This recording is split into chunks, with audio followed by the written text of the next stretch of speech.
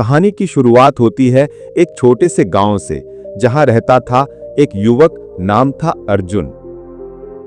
अर्जुन एक सामान्य परिवार से था, लेकिन उसकी जिंदगी में सब कुछ उलझा हुआ था।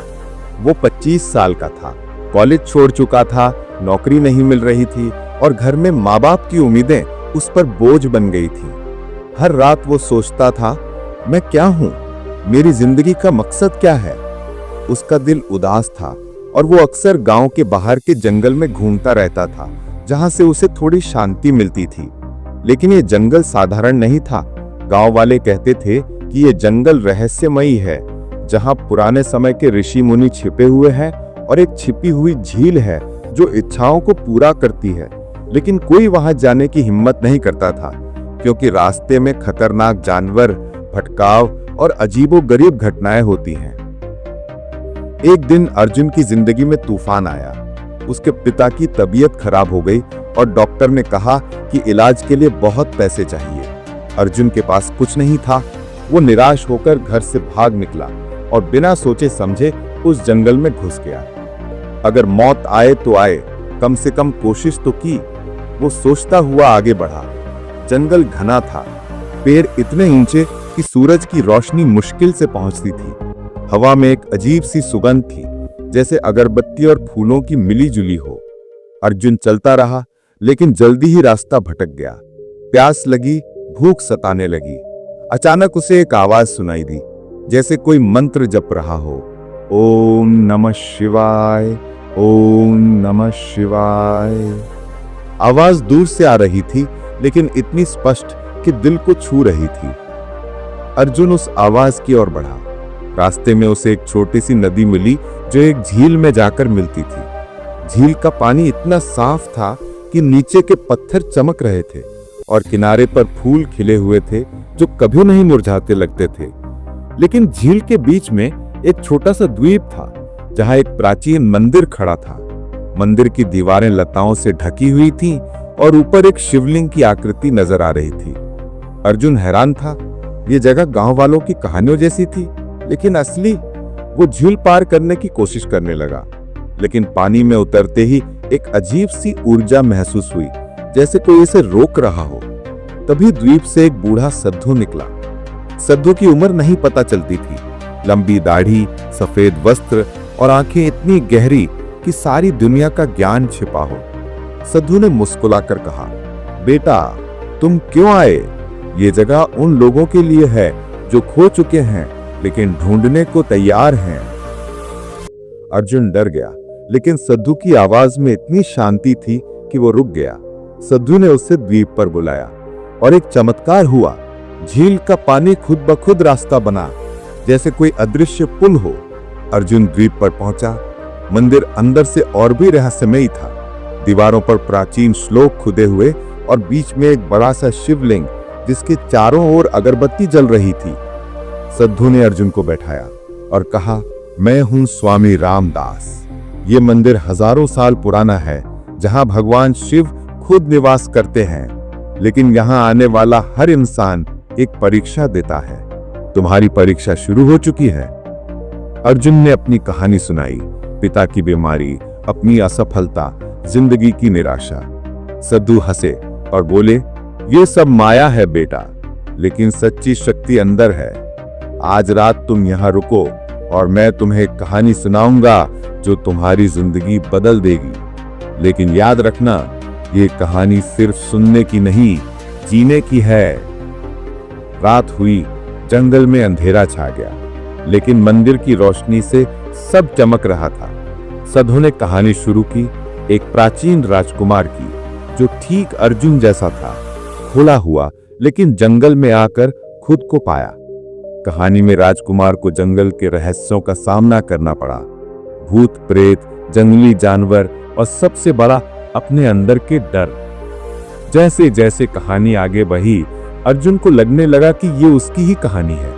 सद्धू ने बताया कि जंगल में एक छिपा हुआ खजाना है जो सिर्फ सच्चे साधक को मिलता है। लेकिन खजाना पैसों का नहीं, ज्ञान का है। अर्जुन की आंखों में आंसू आ गए। पहली बार उसे लगा कि कोई उसे समझ रहा है। मानवीय स्पर्श था उसमें। सद्धू ने अर्जुन का हाथ पकड़ा और कहा, तुम अकेले नहीं हो। हर इंसान की जिंदगी में अंधेरा आता है, लेकिन रोशनी भी उसी से निकलती है। रात बीत गई, लेकिन कहानी अधूरी थी। सद्धू ने कहा, कल सुबह जारी रहेगी, लेकिन पहले तुम्हें एक काम करना है। झील में स्नान करो और अपने डर को छोड़ दो। अर्जुन ने वैसा ही किया। स्नान करते हुए उसे लगा कि इसके सारे बोझ धुल रहे हैं, लेकिन तभी एक बड़ा सा सांप पानी से निकला।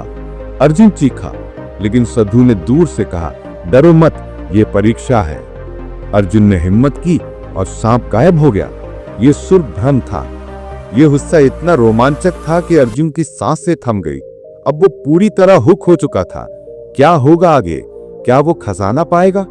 सुबह हुई। जंगल में पक्षियों की चहचहाट और मंदिर में घंटियों की आवाज। अर्जुन उठा और उसे लगा कि वो नया इंसान बन गया है। सद्धू तैयार थे। उन्होंने कहानी जारी की। राजकुमार ने जंगल के गहराई में जाकर एक गुफा पाई, जहां एक प्राचीन ग्रंथ था। ग्रंथ में लिखा था हिंदू धर्म के गूढ़ रहस्य, कर्म, धर्म और आत्मा की शक्ति। राजकुमार ने सीखा कि सच्ची सफलता बाहर नहीं, अंदर की यात्रा से आती है। लेकिन कहानी में ट्विस्ट आया। राजकुमार को पता चला कि जंगल असली नहीं, बल्कि उसके मन का प्रतिबिंब है।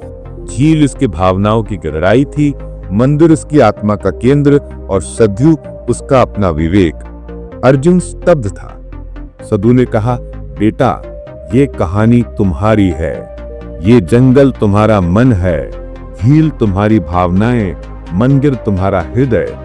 मैं हूं तुम्हारा गुरु, जो हमेशा अंदर रहता है। हिंदू धर्म सिखाता है कि भगवान शिव विनाशक है, लेकिन नए निर्माण के लिए। तुम्हारी असफलताएं विनाश हैं, लेकिन नई शुरुआत के लिए।